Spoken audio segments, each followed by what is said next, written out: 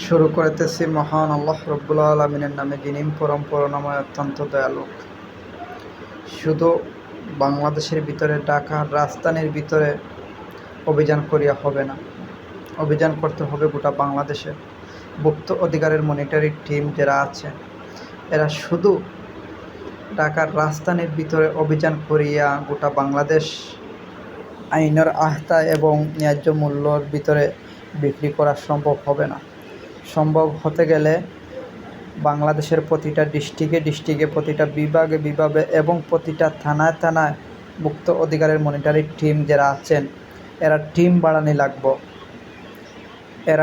বাড়ানি লাগবো এবং এরা প্রতিনিয়ত অপারেশনে নামতে হবে। যদি প্রতিনিয়ত তারা অপারেশনে নামে প্রতিটা থানায়, তাহলে আমাদের ব্যবসায়ী ভাই সকল যারা আছেন, এরা আইনকে শ্রদ্ধা করব এবং মনের ভিতরে বয়ে কাজ করব এবং ন্যায্য মূল্যে সামান বিক্রি করার চেষ্টা করব। শুধু ঢাকার ভিতরে মনিটরি যারা টিম আছে, এরা অভিযান করিয়া গোটা বাংলাদেশ আইনের আওতায় আনা সম্ভব হবে না। আমার ভিডিওটা হইল অন্তর্বর্তী সরকারের উদ্দেশ্য, ভিডিওটা ডক্টর ইউনূস সাহেবের উদ্দেশ্য ভিডিওটা।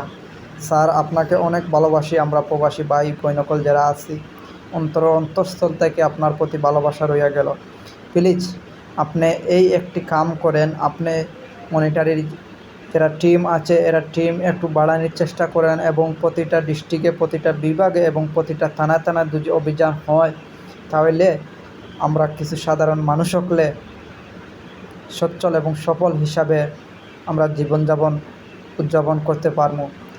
আর কাঁচা বাজারে গিয়া, সাধারণ কাঁচা বাজারে গিয়া এবং মুরুকর বাজারে গিয়া অভিযান করিয়া হবে না। বড় বড় যেখানে গ্যাং আছে, যেখানে বড় বড় ফ্যাক্টরি আছে, সেই জায়গাটা কি দুজিয়া অভিযান করেন এবং এমনভাবে যদি জরিমানা করা হয় এবং আইনের আওতায় আনা হয়, জেলা নেক্সট টাইমে আপনার এরকম কাজ করতে গেলে 1 থেকে 100 বার ভেবে নিব যে এই কাজ করলে আমার কি হতে পারে পরিণাম।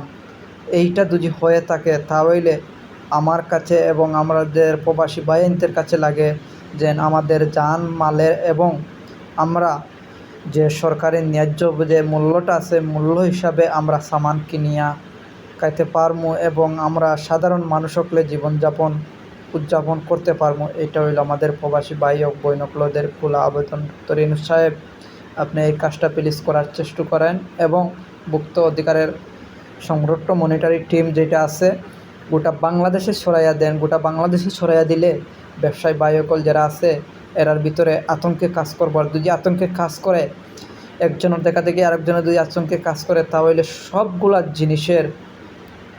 সবগুলা জিনিসের আইনের আওতায় আনা যাব এবং সরকারি মূল্য হিসাবে বেচাকিনি করা সম্ভব হবে, আনা সম্ভব হবে না। সবাই ভালো থাকেন, সুস্থ থাকেন। ভিডিওটা একটু শেয়ার করার চেষ্টা করেন।